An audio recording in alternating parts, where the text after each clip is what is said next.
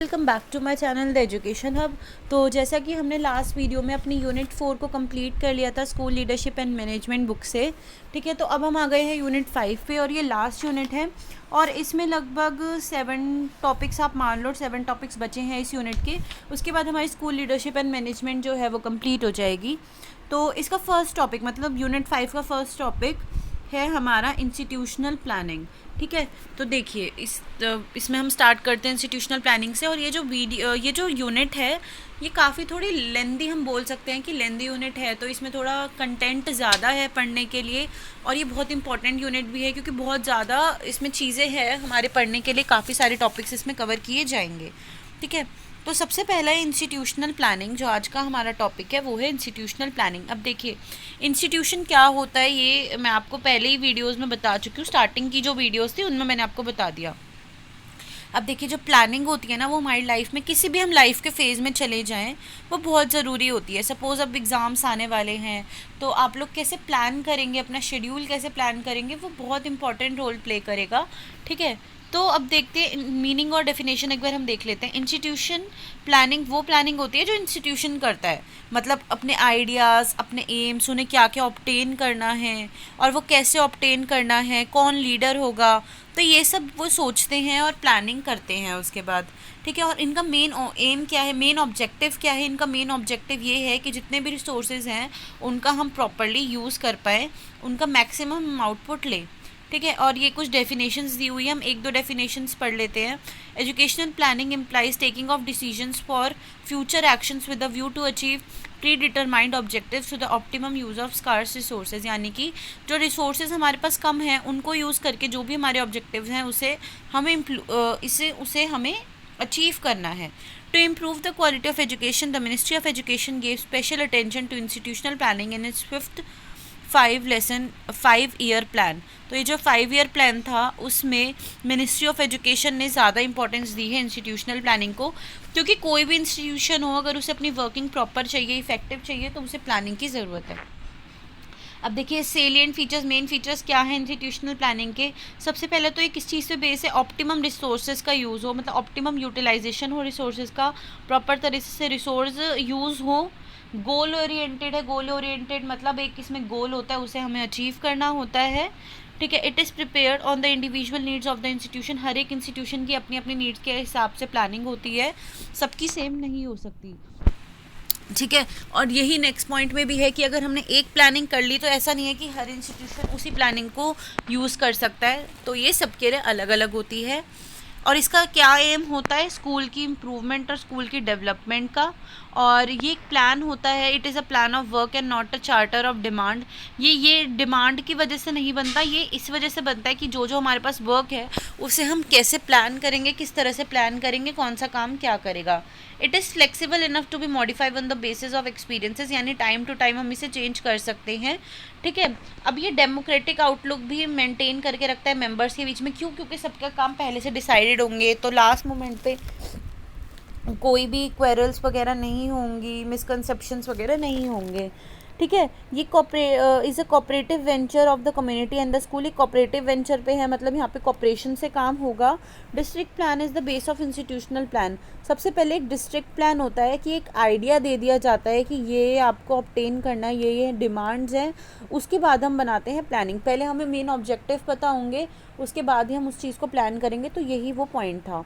अब देखिए इसकी ज़रूरत क्या है इंस्टीट्यूशनल प्लानिंग की। सबसे पहले तो रिसोर्स जो है वो प्रॉपरली यूटिलाइज़ हो और जो भी इंस्टीट्यूशन है उसकी बेटरमेंट के लिए वो बेटर हो, इम्प्रूव करे। जैसे स्कूल अगर हम ले, स्कूल एक इंस्टीट्यूशन है तो वहाँ पे अच्छे से स्कूल पढ़ाई हो, बच्चे अच्छे से कोई भी जितने भी प्रोग्राम्स हो रहे हैं वो अच्छे से हो पाएँ, तो ये बेटरमेंट और इम्प्रूवमेंट के लिए है। ये इनकरेज करता है इंडिविजुअल टीचर को, मतलब हर एक टीचर को ये मोटिवेट करके चलता है, ये डायरेक्शन देता है कि कैसा काम है, क्या करना है। तो एक प्लानिंग होगी तो हमें आइडिया रहेगा कि कैसा काम कब करना है।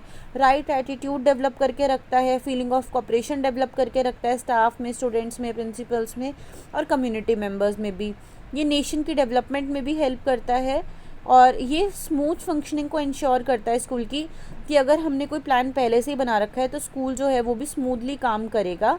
इफ़ेक्ट्स ऑन गुडविल, यानी कि ये जब हमने अपना इंस्टीट्यूशन जो प्लान बनाया था अगर हमने इसे अच्छे से इम्प्लीमेंट करा है तो इससे सारी परफॉर्मेंस बेटर होगी और स्कूल की जो वो है इमेज या रिपोर्ट वो भी बहुत अच्छी बनी रहेगी, सब लोग तारीफ़ भी करेंगे, आगे बच्चे उनसे जुड़ना भी पसंद करेंगे और सब में एक हेल्दी रिलेशन भी डेवलप होगा।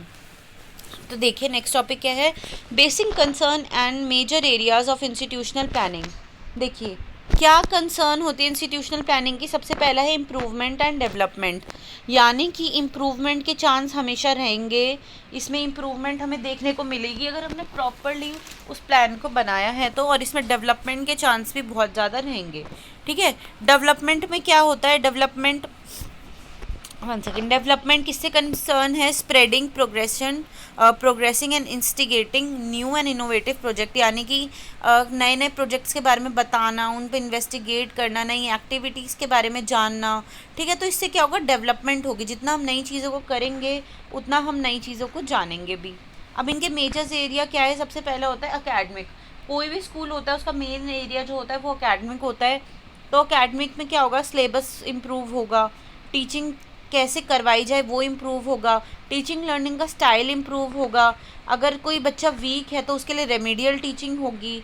ठीक है, इन सर्विस टीचर जो टीचर लग गई हैं उनके लिए प्रोग्राम्स होंगे, कोर्स होंगे, ओरिएंटेशन कोर्स होंगे, कंप्यूटर से पढ़ाई की जाएगी, करवाई जाए या की जाएगी, ये सब उसमें आता है। ठीक है, अब को करिकुलर एक्टिविटीज़ नेक्स्ट है, को करिकुलर एक्टिविटीज़ के लिए क्या होगा, कई सारी फिजिकल एक्टिविटीज़ ऑर्गेनाइज करी जाएगी, लिटरेरी एक्टिविटीज़ जैसे कि डिबेट्स वगैरह हो गए वो ऑर्गेनाइज की जाएगी, वॉल पे या फिर मैगजीन्स वगैरह बच्चों के लिए अरेंज करवाई जाएगी, सोशल एक्टिविटीज़ करवाई जाएगी।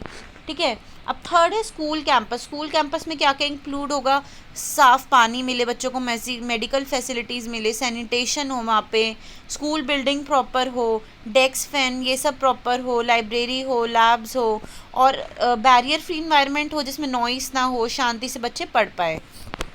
देखिए फोर्थ है education and social service, education and social service में क्या आएगा, एडल्ट एजुकेशन प्रोग्राम्स हो, मतलब जो बड़े लोग हैं उनके लिए भी एजुकेशनल प्रोग्राम्स हो, सोशली SPW जो होता है ना, SUPW, इसमें क्या होता है, कई सारी एक्टिविटीज़ होती हैं, डांस होता है, म्यूज़िक होता है, या अगर हम बोले हैंडीक्राफ्ट से चीज़ें बनाना सिखाते हैं तो ये सब भी ऑर्गेनाइज होता है, स्कूल्स में होती है SUPW एक्टिविटीज़।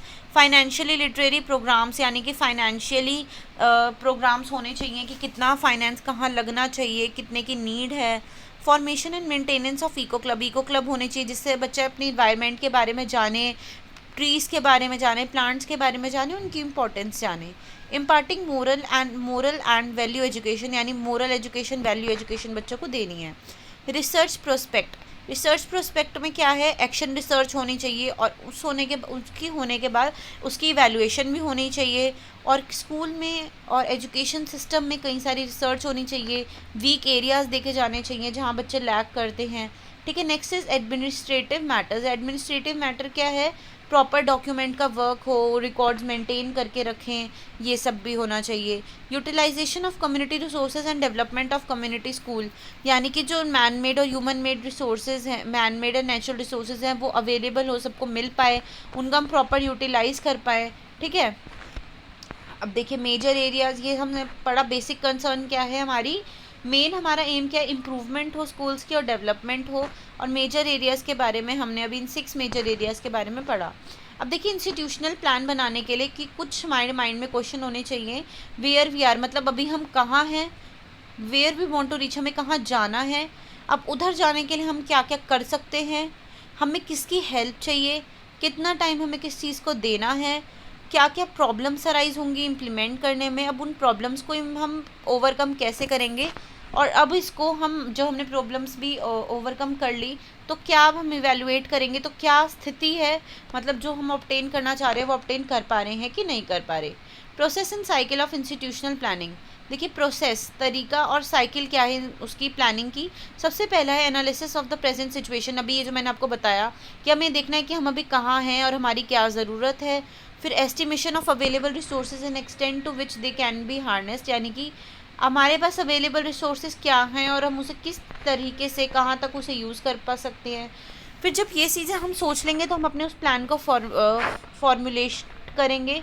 ठीक है, जो भी चीज़ें हमने देखी अभी ऊपर, उनके बाद हम इस प्लान को फॉर्मुलेट करेंगे, बनाएंगे, और बनाने के बाद हम करेंगे इम्प्लीमेंट जिन भी चीज़ों की यूज़ से हमें करना है। अब इम्प्लीमेंट करने के बाद हम इवैल्यूएट भी करेंगे कि वो जितना हमने बनाया या जितना हमने जो सोच के हमने उस प्लान को बनाया था वो सही था कि नहीं, और इवैल्यूएशन के बाद अगर हमें कोई चेंजेस की ज़रूरत पड़ती है तो वो भी हम फिर करेंगे।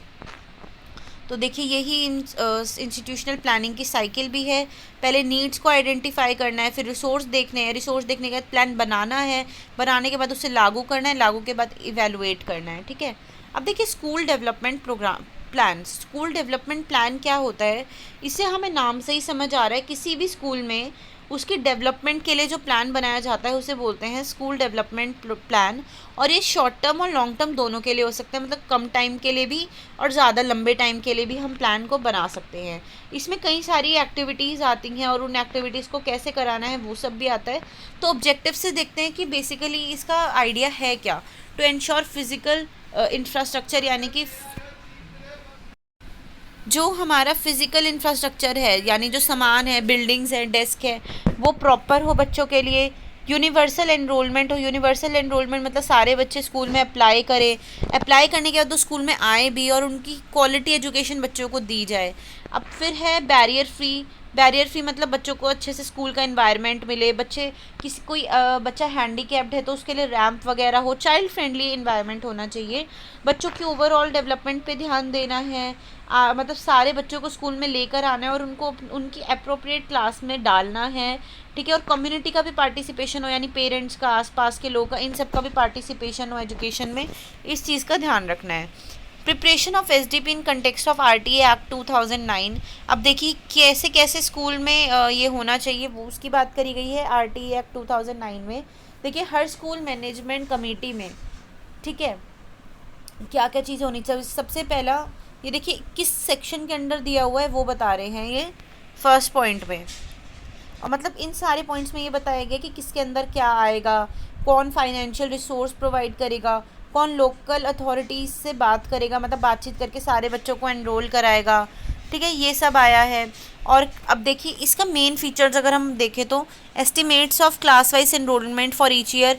वो ये देखते हैं कि हर साल क्लास में कितने बच्चे नए आए, उनकी क्या रिक्वायरमेंट है, कितनी टीचर्स की रिक्वायरमेंट है, क्या फिज़िकल रिक्वायरमेंट है, डेस्क चाहिए, फैंस चाहिए, रूम्स चाहिए, क्या रिक्वायरमेंट है। और ठीक है, और उनकी आगे आने वाले टाइम में उन्हें क्या ट्रेनिंग्स चाहिए, यूनिफॉर्म्स क्या चाहिए, डेस्क बुक्स क्या चाहिए, और भी एडिशनल जो एजुकेशन एडिशनल नीड्स हैं वो क्या क्या है, क्या क्या बच्चों को चाहिए, उन सब पे ये लोग ध्यान रखते हैं। ठीक है, एग्जीक्यूटिंग में क्या होता है, इन सबको हमें एग्जीक्यूट करने के बाद रिव्यू करना चाहिए।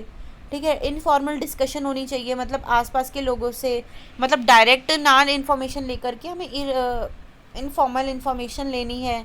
किस किस से ले सकते हैं, स्टाफ मेंबर, स्टूडेंट्स, इन सब पे रेगुलर हमें नज़र भी रखनी है, रिव्यू लेते रहना है टाइम टू टाइम। तो ये सब इन्होंने बताया है। असेसिंग में है इम्प्लीमेंट सक्सेसफुली हुआ है कि नहीं हुआ, और हुआ है तो आगे ही उसे इम्प्रूव करना है, और नहीं हुआ तो हमें उसमें चेंजेस लाने हैं। तो यही सब है। इंस्टीट्यूशनल प्लानिंग की तरह ही है स्कूल मैनेजमेंट वाली भी, स्कूल डेवलपमेंट प्रोग्राम भी उसी की तरह ही है। ठीक है, अब मिशन और एम देख लेते हैं। Mission, vision, aim of the school. पहले अपना डिज़ाइन करना है हमें एक प्लान को, डिज़ाइन करने के बाद इम्प्लीमेंट करना है, इम्प्लीमेंट करने के बाद हमें ये देखना है कि वो सही था भी नहीं, और फिर उस सही करने के बाद हमें वापस से रिव्यू लेना है कि जो हमने सोच के किया वो सक्सेसफुली इम्प्लीमेंट हुआ है, या जो भी उसमें बैरियर्स रह गए उसे हमें फुलफ़िल करना है। होप है आपको वीडियो समझ आई होगी। अगर आपके कोई भी डाउट्स होते हैं तो आप कमेंट सेक्शन में पूछ सकते हैं, या टेलीग्राम का लिंक मैंने डिस्क्रिप्शन में मेंशन किया हुआ है, वहाँ पे भी जाके आप लोग पूछ सकते हैं। And if you like watching the education of videos, to do subscribe to my channel. Thanks for watching.